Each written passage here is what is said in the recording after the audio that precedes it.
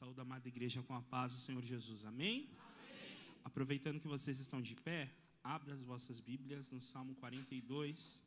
E enquanto vocês procuram e acham, eu vou agradecer essa rica oportunidade aos pastores dessa igreja, a pastora Cátia, pastor Rodrigo Zanelato, o pastor Luciano, a liderança, Pamela e Marlon e todo mundo que trabalha aqui. Eu disse para o Marlon assim, como é bom ver uma juventude letrada na palavra, que quando a gente dá um microfone eles não falam, o que eu estou fazendo aqui? Já fui muito alimentado. Quantos já ouviram a voz de Deus aqui essa noite? E eu tenho certeza que eu tenho ainda um cadinho da parte de Deus para a tua vida, um alimento dessa noite para alimentar a tua alma durante essa semana. Quantos vieram ouvir a voz de Deus aqui? Amém? Vamos ler aqui em Salmo 42, um salmo que alimenta a minha alma durante muitos dias de luta. Eu digo que é o salmo vitamina D, aquele que dá uma força para a gente nos momentos de angústia. Diz assim como o servo brama pelas correntes das águas, assim suspira a minha alma por ti, ó Deus. A minha alma tem sede de Deus, do Deus vivo. Quando entrarei e me apresentarei ante a face de Deus. As minhas lágrimas servem-me de mantimento de dia e de noite, enquanto me dizem constantemente, onde está o teu Deus? Quando me lembro disto, dentro de mim derrama a minha alma, pois havia ido com a multidão. Fui com eles à casa de Deus, com voz de alegria e louvor, com uma multidão que festejava. Por que está abatida a minha alma? E por que te perturbas dentro de mim? Espera em Deus, pois ainda o louvarei pela salvação da sua face. Amém? Pode sentar. Diga, eu não sou o pregador que vai falar para você a pregação toda. Diga para o irmão que está do seu lado. Mas alguém me pergunta, tem alguma coisa de revelação de Deus espiritual nisso, de dizer para o irmão? Não, é para você aprender mesmo e não sair daqui achando que o culto foi bom e não lembrando da palavra. É para você lembrar da palavra. Então diga para quem está do seu lado. Deus é o Deus que nos dá a certeza que vai ter culto de ação de graça, testemunho e gratidão. Alguém já entendeu e já levantou a mão para adorar o Deus vivo que está aqui essa noite? Quando eu olho para esse salmo, eu fico pensando comigo, o que Davi não deve ter passado para o salmista ter escrito. Eu fui pesquisar um pouquinho para saber quem tinha escrito o salmo e alguém não me dá a certeza. Internet é terra de ninguém, né? Então a gente vai lendo, vai buscando, e algumas pessoas dizem que foram escritos pelos filhos de Corá, em memória àquilo que Davi passou. Se a gente for lembrar de Corá, a gente vai lembrar de alguém que morreu com a ira de Deus. Deus estava bem triste com Corá. E me prova de que nós não somos filho de peixe, peixinho é. Nós não somos continuidade daquilo que nos aconteceu. Desde o começo do culto, alguém já está dizendo aqui que a glória da segunda casa vai ser maior do que a primeira.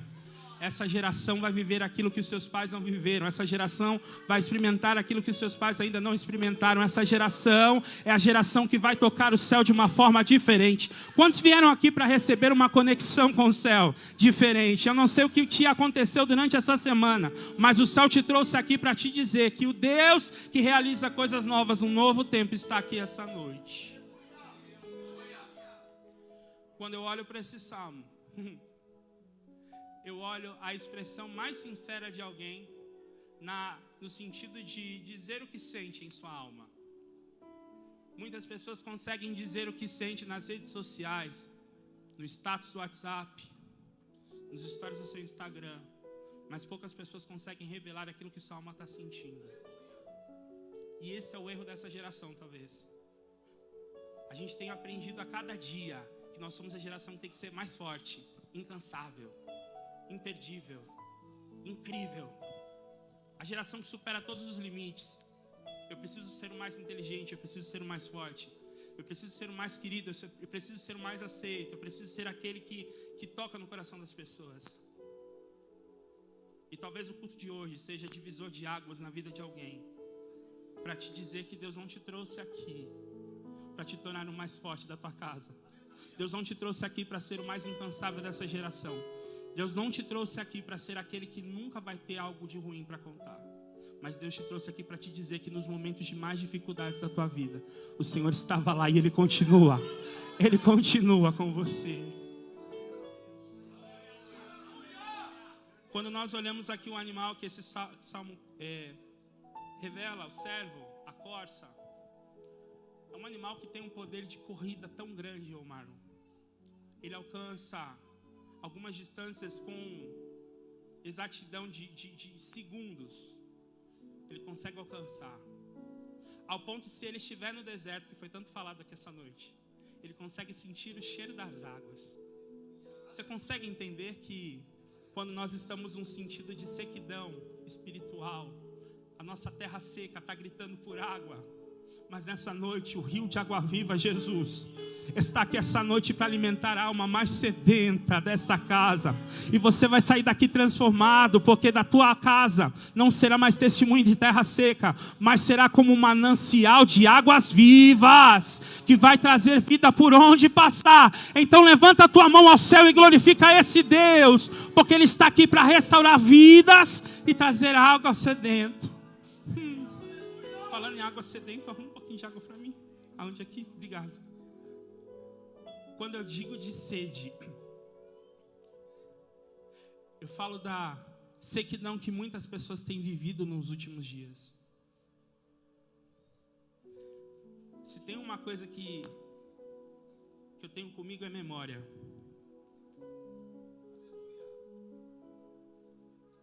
É a última vez que eu vou pedir para você repetir. Diga para alguém que está do seu lado. Um coração grato tem memória. Por que eu estou dizendo isso? Eu estou no meio de 2 mentores, que até hoje o contato deles está salvo como líder Marlon e líder Edson. Eu sou mais velho que o Marlon, pastor, mas isso não significa que eu saiba mais que ele. E eu digo para algumas pessoas que se a gente fere a memória, se a gente não consegue honrar a história, a gente não merece participar dela. E eu tenho uma lembrança bem remota de um dia dentro de um carro. Eles não vão lembrar, mas eu lembro. Estava passando um momento de sequidão espiritual. E o Marlon e o Edson tiveram uma palavra de vida. A vontade de desistir às vezes bate a nossa porta. As casas mais improváveis, a fraqueza, o cansaço pode chegar. Mas se você tiver alguém para te dar água na hora certa e pão para te alimentar, você vai continuar caminhando. Você vai continuar caminhando, porque a obra de Deus ainda não acabou na tua vida. A Bíblia diz que aquele que começou a boa obra, Ele é fiel para aperfeiçoá-la. E Deus está aperfeiçoando as nossas vidas através do processo. Não viva esse processo olhando para o relógio. Viva o processo olhando para o Deus que criou o processo, para você alcançar os propósitos de Deus na tua vida. Eu tenho muita gratidão, a gente aprendeu muita coisa. E uma das coisas, a gente fazia um encontro de jovens. Na garagem do Edson foi o primeiro. Quando a gente entende o processo de Deus, a gente senta para ouvir e aprender. E vive o tempo de Deus para se levantar para ensinar. Deus não te chamou para ser membro de banco, muito menos para ficar encostado num cantinho. Porque às vezes, quando a luta bate, a vontade que a gente tem é fazer como muitos servos já fizeram: pegar um barco em direção contrária, entrar dentro de uma caverna, ficar deitado em uma cama. Só que não foi isso que Deus te chamou para fazer. Há algo muito maior que não depende de mim, de você. Não é sobre nós, mas é sobre Ele. Não é sobre a minha vida, mas é sobre a vida dEle. Não é sobre a tua vontade, mas é a vontade dEle, como foi dito aqui, que é boa, perfeita e agradável. E se nós entendemos esse processo, nós vamos desfrutar do melhor de Deus para as nossas vidas. A minha alma tem sede de Deus. Falar de alma é falar de sentimento. Falar de alma é falar sobre aquilo que nós sentimos, mas às vezes não expressamos, ou queremos expressar, mas não sabemos a forma certa. É falar de pensamentos, de desejos, de sonhos, daquilo que a nossa alma está sentindo. E tem uma geração que tem se perdido, porque muitas das vezes a gente busca socorro nas fontes erradas. Comecei a fazer um curso na área da saúde e a gente estava falando sobre parasitologia da água. Você sabia que nem toda água foi feita para a gente tomar? Como assim? Existem fontes que não alimentam a nossa alma e não saciam a nossa sede. Existem fontes que não são pra gente, se não for tratada, se não for pura. Mas ainda bem que existe um Jesus que é puro, santo, limpo, grandioso, incrível, todo-poderoso, e está aqui para saciar a alma das nossas vidas. As minhas lágrimas servem de alimento. Quantas vezes a gente já chorou debaixo do travesseiro e a lágrima foi mais quente do que a água do chuveiro? Quantas vezes ficou aquela marca no seu travesseiro porque você chorou e ninguém viu? Quer dizer, você acha que ninguém viu, mas o guarda de Israel, aquele que não dorme nem tosqueneja, estava lá e te viu chorando. E ele diz que as tuas lágrimas foram interpretadas. Não tinha palavra, só tinha gemido, mas Jesus escutou e entendeu a tua oração. Não tinha ninguém do meu lado, mas Jesus estava do teu lado e entendeu a tua oração. Não tinha ninguém me vendo, mas Jesus estava te vendo. E ele te trouxe aqui essa noite para te dizer que as tuas lágrimas resultarão no milagre que você tem buscado aqui essa noite. Quantos vieram buscar um milagre da parte de Deus aqui? Entender que o salmista, quando ele diz que as lágrimas estão sendo alimento, é que talvez não tinha mais argumento, não tinha palavra, não tinha para quem pedir socorro. E é nessa hora que a gente não tem mais ninguém para buscar. É quando o gerente nega o pedido de empréstimo. É quando o médico diz que o resultado do exame não é para a vida. É quando alguém te desaponta de tal forma que você acha que não vai mais confiar em ninguém. É quando uma falta ou uma perda vem e a gente acha que, como que eu vou viver agora? É com essas pessoas que eu vim falar aqui essa noite. Talvez o nosso Deus olha de lá de cima para nós e diz assim: eu só queria eles mais perto. Sabe aquela porta que se fecha, a gente não entende? É Deus nos dando livramento, porque Ele tem algo muito maior para as nossas vidas. Sabe aquela amizade que se foi, você não entendeu porque se foi? É Deus dizendo: não cabia dentro do propósito que eu tenho para a tua vida, por isso eu afastei. Sabe aquela falta que fez aquela pessoa que foi embora? É Deus dizendo assim: é para você depender de mim, de mais ninguém, porque a minha graça te basta. Há dificuldades que existem para a gente viver, porque Deus não desperdiça sofrimento com ninguém. Algumas pessoas falam assim: ah, mas Deus é amor. Deus, Ele não quer a dor de ninguém. Deus, Ele não quer você sofrendo. Essa teologia de que tudo vai bem, que nunca tem prova, irmãos. Eu procurei na Bíblia, pastor. Não. Os dias maus existem para a gente glorificar a Deus com mais vontade, com mais força. Nos dias bons há um processo a ser passado, e Davi estava passando por esse processo,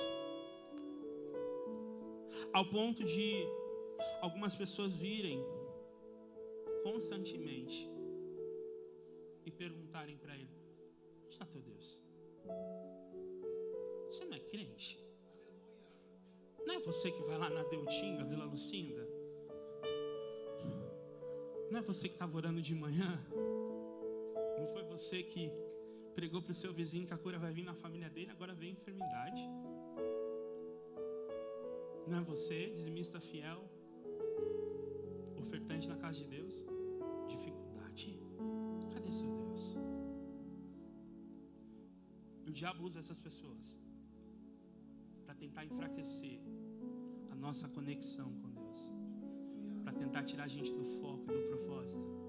Só que ele perdeu mais uma, porque lá na frente o salmista vai dizer: por que você está abatida, minha alma? Por que tu está abatida? Espera em Deus. Espera mais um tempo, mas é no tempo do relógio. Não é tempo Cronos, é no tempo Kairos. No tempo de Deus, porque no tempo de Deus vem surpresa. No tempo de Deus vem cuidado de Deus. No tempo de Deus vem vida para a tua casa. No tempo de Deus vem cura para os teus. No tempo de Deus vem a provisão. Levanta a mão, porque eu estou profetizando aqui essa noite. No tempo de Deus, o novo dele virá sobre essa igreja. Viva o tempo. Caio, mas é tão fácil falar. Aqui o cara mais chorão. Meu pastor me apelidou, pastor, de profeta Jeremias. Porque às vezes eu venho pedir alguma coisa e eu descobri que quem não chora, não mama. Se você não chorar no tempo certo para a pessoa certa, você não vai ter resposta. Ano de 2020, pandemia. Quem viveu esse ano, tá aqui, né? Ô, glória, ainda bem. Num processo muito doido da minha vida, desde a infância, eu tinha uma professora que falava assim para minha avó, Marlon, escuta, o Caio não é normal. Aí minha avó falou assim, é o quê? Ele não fica quieto. Ele conversa com a árvore. Aí se eu troco de lugar da janela, eu coloco na ponta, ele conversa com a lixeira. Aí ele sai da lixeira, eu coloco ele perto da lousa, ele conversa com a lousa. Tem alguma coisa com esse menino. Eu acho que Deus já estava me treinando para ser pregador, sabe? Escuta, com 26 anos veio um diagnóstico de hiperatividade, TDAH. E aí no meio da pandemia, com todo aquele processo, meu celular só tocava para dizer, tio Caio, estamos cancelando o culto. Ô irmão, vamos remarcar, a gente não sabe o que a gente está vivendo, e foi um processo. E a gente se viu todos dentro de uma casa, trancado, sem fazer aquilo que a gente gosta, sem poder fazer o ID, sem poder pregar, sem poder ir. E aí eu fui diminuindo a marcha, até que um dia eu acordei de madrugada, a perna formigando, o coração acelerado. Fui para o hospital. Pressão 15/12. Mas está tudo calmo, o que está acontecendo? Existem momentos que o Senhor nos coloca dentro de uma arca para a gente ter comunhão com Ele. Existem momentos que a gente vai passar para a gente conhecer mais o Deus que a gente fala e prega. Existem momentos que o Senhor vai te colocar no quarto do secreto, que ninguém te vê, que ninguém está lá todos os dias para perguntar, está tudo bem? Mas Ele está lá te observando. Como o processo da metamorfose da lagarta para a borboleta, ela entra dentro de um casulo. E o mais engraçado é que esse casulo não cabe a mãe da borboleta, não cabe o pai da borboleta. Se for um borboleto macho, não cabe a esposa do borboleto macho. Não cabe ninguém, só cabe a lagarta. É um lugar recluso, fechado. E é o processo que mais Deus fala com a gente. No meio de todo esse processo, eu comecei a orar a Deus, porque todos os dias, incrivelmente, o coração acelerava, eu acordava às 3 da madrugada. E eu comecei a entender, Jesus, minha avó dizia que de madrugada a filha é menor. Deixa eu dobrar os meus joelhos. E quando eu dobrava os joelhos, o coração ia acalmando. As lágrimas vinham. Eu senti a presença de Deus invadir o meu quarto. Como já sentiram essa presença? É a mesma atmosfera que está aqui essa noite. Deus vai te visitar lá dentro do teu quarto, lá na tua casa. Enquanto você está lavando a louça, debaixo do chuveiro, vão ser os lugares aonde Deus vai te dar as melhores pregações para a tua vida. Os melhores cânticos vão sair da tua boca nesse processo. Porque no quarto do secreto é o lugar que nós nos encontramos com a presença daquele que nos amou primeiro. Então joga a tua mão para o céu e glorifica e agradece a Deus porque Ele está se revelando a nós aqui essa noite.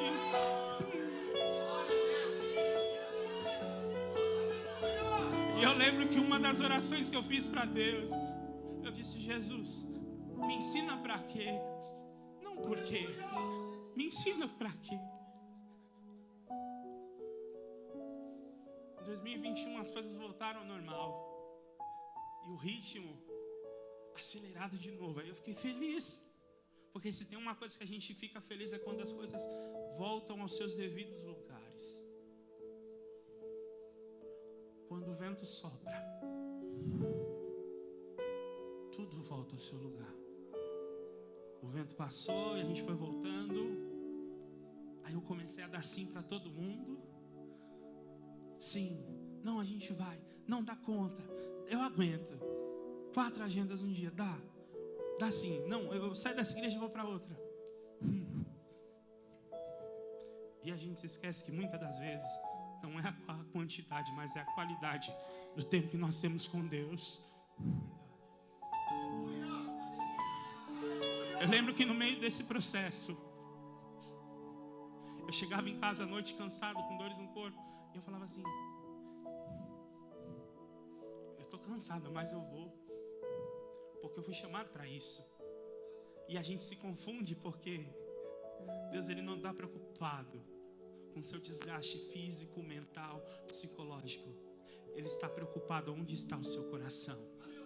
Provérbios 4:23, de tudo que se deve guardar, guarde o seu coração, porque dele procedem todas as saídas para a vida.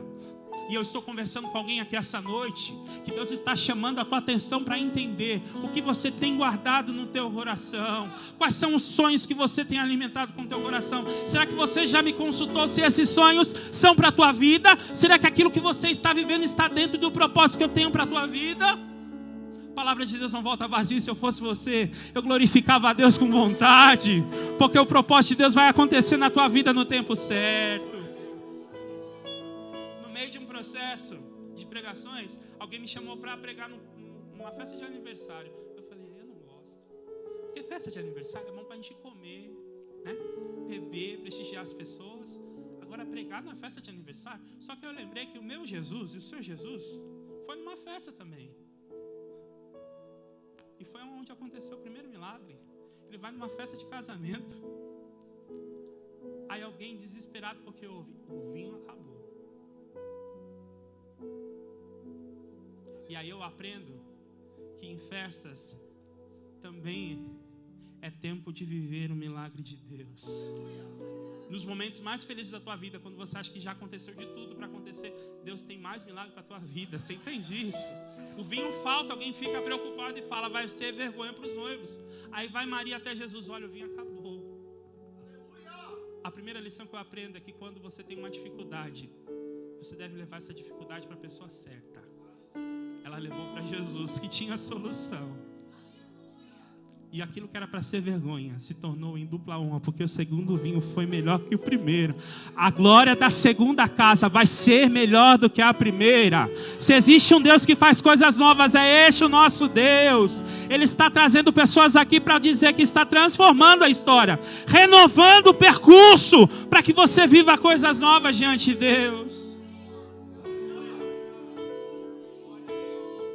Eu fui numa festa de aniversário, o pai falou para mim: eu preciso que você pregue. Quando você vai cobrar? Eu falei: irmão, vigia na terra, varão. Não, mas no meio disso tem como fazer uma recreação com as crianças, tal? Sim, tem. Quando você vai cobrar pela recreação? Eu falei: nada. É meu presente para o Felipe, é meu aluno. É meu presente.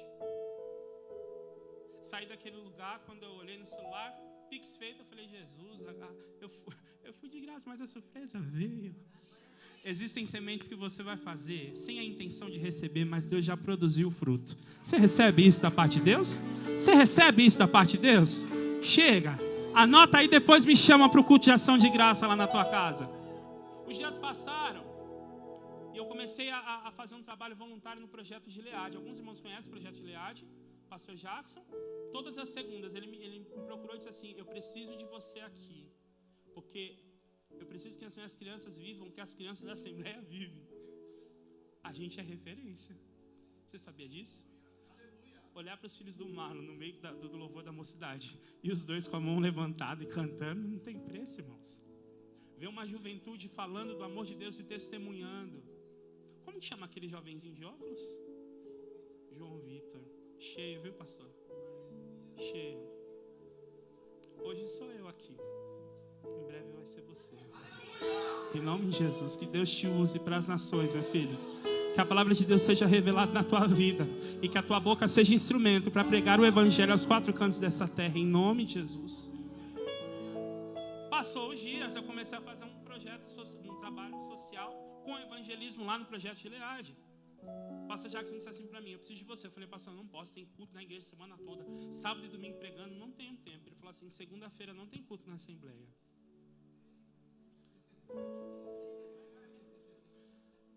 Falei: então tá, mas só um pouquinho de tempo. Ficamos lá 1 ano e meio, todas as segundas.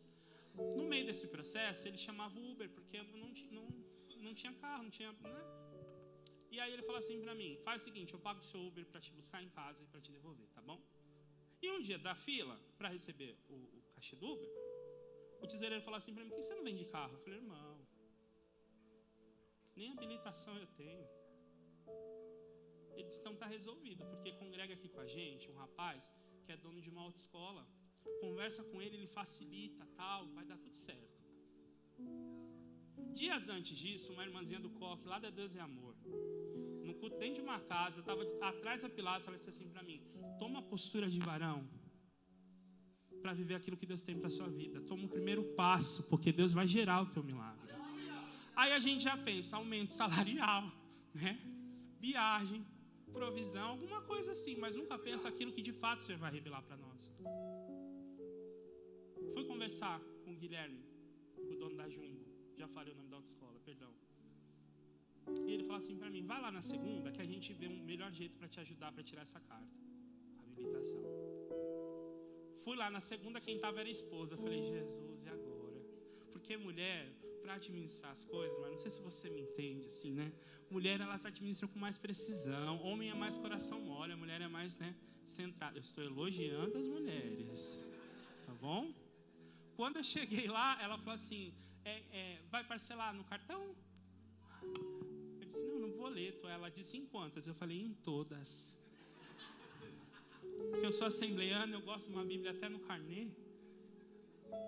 Aí ela fez o boleto, eu voltei para casa todo feliz. Falei, Jesus, estou tomando o primeiro passo. Porque eu já tinha tentado, em 2014, e reprovei 4 vezes na prova prática. Porque a ansiedade tinha tomado conta. Aí existem momentos que a gente olha para a ansiedade, para a situação à nossa volta, e a gente desiste de alguns projetos que Deus deu. Há uma canção que diz, não risque nada do papel, porque Ele é fiel para concretizar. Saí daquele lugar feliz com o meu boleto debaixo do braço, falei, agora é só pagar. E vai dar tudo certo. Uma semana depois eu chego lá no projeto Gileade. Um homem de 1,80 m, desse tamanho, chorando e vindo assim, tio Caio, pelo amor de Deus, eu não estou dormindo. Eu falei, o que foi, Guilherme? Eu não tenho paz, rapaz. Eu falei, o que foi, Guilherme? Ele falou assim, rasga aquele boleto, porque Deus mandou pagar a sua habilitação. Existe um Deus que pode criar coisas que não existem para surpreender a minha vida. Se essas palmas é para Deus, mais forte. Existe um Deus que cria situações para você viver o novo de Deus. O novo de Deus, o novo de Deus. Novo de Deus. No meio desse processo, eu tive uma paralisia facial, porque eu achava que eu aguentava as coisas. Chama-se paralisia de Bell. Depois dá uma pesquisada lá. E eu vi a força da oração da igreja. Meu rosto paralisou no dia 23 de setembro. No mês que antecedia, eu trabalho com as crianças, outubro, um monte de agenda. Eu olhava assim para o espelho e falava assim, eu já sou feio, Jesus. Agora com o rosto torto o negócio vai ficar difícil. As crianças vão achar que é cosplay de Halloween, não é? Eu sou pregador. Me ajuda, Deus. Foi um processo. Gastei todo o dinheiro em RPG, em acupuntura, em massagem, não sei o que, e nada resolvia. Porque existem momentos que quando Deus trava a chave lá de cima, não há ajuda humana que resolva a nossa situação. Mas quando Ele decide girar a chave para o milagre, também não tem mão nenhuma para impedir a mão dEle de agir ao nosso favor. Na 7ª sessão, a fisioterapeuta olha para mim e fala assim, eu sozinha não dou conta. Você vai precisar de uma fono. Eu falei, lascou. Convênio não cobre fono? Dinheiro está indo embora? O que eu tenho? Aí eu lembrei do quarto do secreto. Sempre resolveu e sempre vai resolver. Dobrei os meus joelhos e eu falei assim, Jesus, se o Senhor quiser que eu pregue em outubro com esse rosto torto, parecendo o Fred Krueger, o Senhor me deixa com esse rosto assim. Mas se o Senhor pode produzir um milagre mais uma vez, faz, Senhor, faça. Meu telefone toca às 6 da tarde, eu indo para o curso. Doutora Jéssica, fonoaudióloga aqui em Santo André. Ela, tio Caio, a paz, tudo bem? O senhor não me conhece? Eu vi a postagem, meu irmão compartilhou, o irmão está passando por um processo. Eu sou fonoaudióloga. E eu estou aqui à sua disposição. Eu disse assim, mano, não tem dinheiro para te pagar não. Porque a gente já começa a olhar para a realidade. E ela disse, você não entendeu. Deus mandou eu cuidar de você. Levanta sua mão porque eu quero profetizar. Deus está levantando pessoas. Talvez pessoas que nem te conhecem, nunca te viram. Para alimentar e dar estrutura para o teu milagre, para o teu projeto, para aquele propósito que Deus tem na tua vida. E você vai testemunhar o cuidado de Deus através de mãos que você ainda não conheceu e estão vindo à tua direção para te socorrer na hora certa, em nome de Jesus. 6 dias de fono, o meu rosto voltou e hoje eu posso sorrir. Eu sei que eu não sou muito bonito não, mas hoje eu posso sorrir e meu rosto voltou para a glória de Deus. 7 de setembro, fui ministrar lá na Baixada, Igreja Brasil para Cristo. Essa igreja foi uma igreja que em 2015, a irmã viu a foto dos bonecos e falou assim, eu queria tanto esses bonecos aqui ministrando para as crianças da nossa igreja, mas eu não tenho condições de trazer. Eu falei, irmã, me dá o endereço da tua igreja, marca um culto aí rápido. Ela, não, tio Carlos, você não está entendendo, eu não tenho condições de trazer. Eu falei, irmã, marca o culto rápido e me passa o endereço, senão eu apareço aí, eu vou buscar as crianças em casa. Isso foi em 2015. Nós descemos com 2 carros. O carro do Paulinho e o carro da Ângela. Os meninos viravam e falaram assim, essa igreja é chique, né, tio? Mandou 2 carros para buscar a gente. Eu falei, Quando nós chegamos, a palavra foi ministrada. Eles estão inseridos numa comunidade chamada México 70. Depois pesquisa sobre. As criancinhas vinham descalças para o culto e sentavam no entorno da igreja. Os anos foram passando, eles ganharam condições de comprar um terreno. E aí eles constroem uma igreja da criança, um prédio inteiro só para cultuar com as crianças. Anos se passam e a igreja começa a crescer em proporção, em tamanho, em graça. E se torna uma das maiores igrejas de São Vicente. 7 anos depois eu estou num culto e eu testemunho. Escuta, irmãos. Deus me abençoou com a habilitação. Logo eu chego aqui fazendo bibi. O pastor virou para mim e disse assim, com a sua habilitação a gente não conseguiu te abençoar. Mas fique em paz, que essa igreja vai te ajudar com o teu carro. No mesmo ano, irmãos, no culto de Natal, eu chego no culto, a igreja toda de vermelho, cantata de Natal. E eu começo a olhar para os rostinhos e eu começo a familiarizar. Eu lembro desse irmão. Esse irmão eu orei no dia que perdeu alguém na pandemia. Esse outro irmão, no dia do aniversário do filho, ele fez uma chamada. E aí você começa a entender que a igreja é um lugar de relações. A gente começa a ter uma família além da nossa família. E se você pode glorificar a Deus por alguém que você tem aqui, que é o seu 190, quando você liga, quando está mal, e diz assim, eu preciso de uma palavra. Agora você tem alguém assim? Porque eu tenho. E eu glorifico a Deus porque eu tenho alguém para pedir uma oração, uma ajuda, uma mão estendida. Deus não te chamou para viver sozinho. O evangelho, nós somos um corpo de Cristo. Se o dedinho está sentindo dor, o corpo todo vai sentir. Quando eu subo para o altar, o pastor me chama no altar e ele fala assim, Natal é época de dar e receber presentes. E a nossa igreja decidiu te presentear. Olha para o telão. Quando eu olho para o telão, pastor, um prisma vermelho que está estacionado aqui na frente.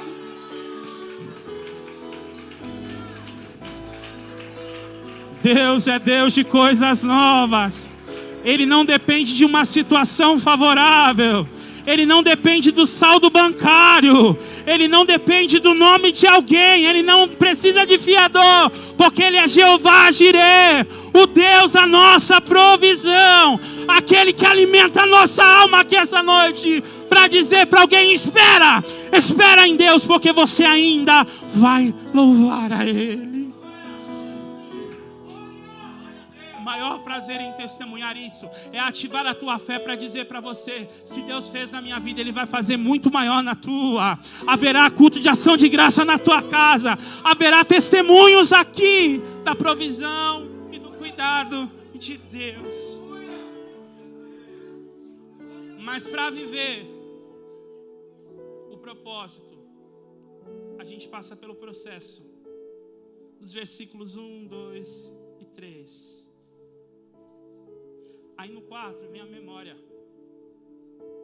que memória? Porque um cristão sem memória, há uma evidência muito grande de ser uma estatística de um crente ingrato. E se tem uma raça que é difícil de conviver, é com um crente ingrato. Não há Bíblia suficiente para quem é ingrato. Não há Bíblia suficiente para alguém que não tem memória com as experiências que viveu com Deus. Eu tenho certeza que se eu compartilhasse esse microfone com alguém que está me ouvindo aqui essa noite, você teria tanta experiência com Deus para contar. Tanto livramento, tanto processo de cura, quantas restaurações o Senhor já fez nessa casa. Ele vai continuar fazendo, porque Ele é Deus. Ele é Deus. Ele é o Deus. Quando me lembro disto, dentro de mim derrama a minha alma, pois eu havia ido com a multidão. Fui com eles à casa de Deus com voz de alegria e louvor, com a multidão que festejava. Eu não sei vocês, mas eu cheguei a um tempo de ser saudoso. E há um perigo muito grande. Ter memória e gratidão é diferente de ser saudosista. De ficar olhando para trás dizendo assim, mas se eu tivesse naquele tempo, se eu tivesse com as disposições, com os recursos, se eu tivesse ainda naquela empresa, se eu tivesse com aquela pessoa, se eu tivesse.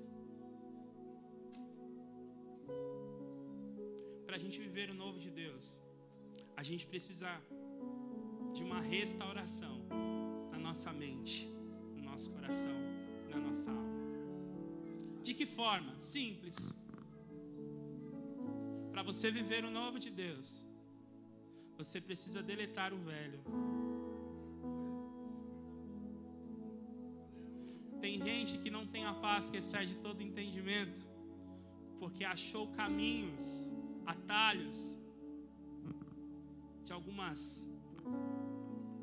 pazes, com P minúsculo, momentâneas, passageiras, que não entenderam que depender de Deus é muito melhor. Viver o processo, a vontade dele é muito melhor. E eu custei a entender isso, não só por conta da provisão de Deus, mas para alinhar a minha vontade com a vontade daquele que é maior do que todos nós e que está aqui. A paciência é uma virtude de pessoas que têm o seu olhar em Jesus.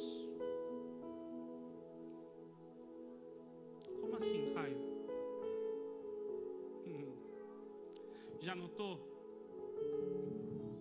que quando a gente deposita a nossa confiança em algumas pessoas que começaram muito bem a caminhada, do nada a gente recebe uma resposta, uma mensagem, uma notícia: olha, fulano não está mais nos caminhos. Começou bem,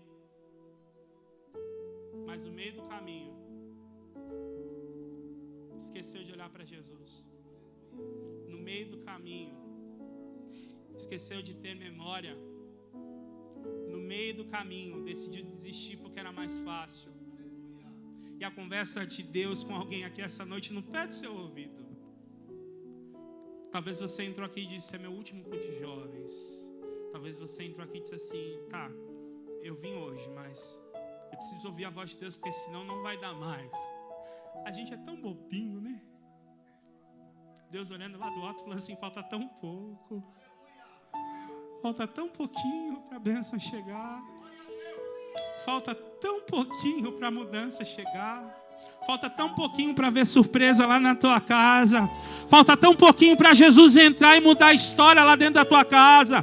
Falta tão pouquinho para Jesus entrar lá naquela empresa e colocar tudo no seu devido lugar. Por quê? Porque Ele é dono de tudo. E o Deus que é dono de tudo, Ele pode muito, mas Ele pode tudo.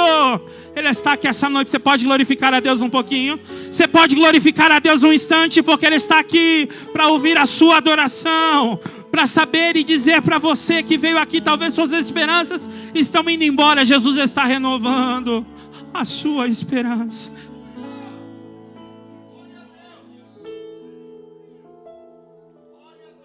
Quando eu olho para o Salmo 42,